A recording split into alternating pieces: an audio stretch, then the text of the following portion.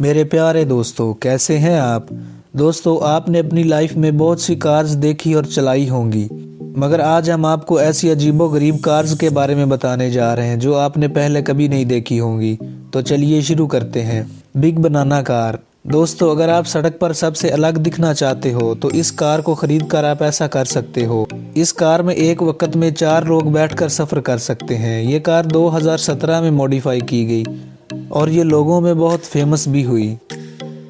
P50। आपने बड़ी बड़ी कारों को तो कई बार देखा होगा, लेकिन क्या आपने दुनिया की सबसे छोटी कार को देखा है। ये जो कार आप देख रहे हैं, इस कार को इंग्लैंड में बनाया गया था। इसमें सिर्फ एक आदमी ही बैठ सकता है। ये कार 60 किलोमीटर पर आवर की रफ्तार से चलती है। अगर आपको कार पार्किंग में लगाने में परेशानी होती है तो ये कार आपके लिए ही बनी है।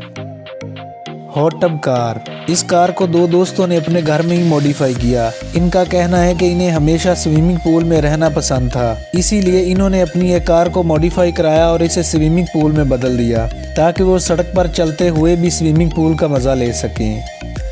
Toyota concept car.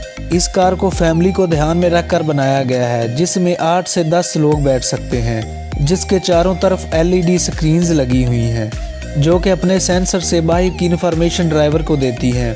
अगर आप कहीं बाहर अपनी फैमिली के साथ घूमना चाहते हैं तो ये कार आप ही के लिए बनी है। Volkswagen cider.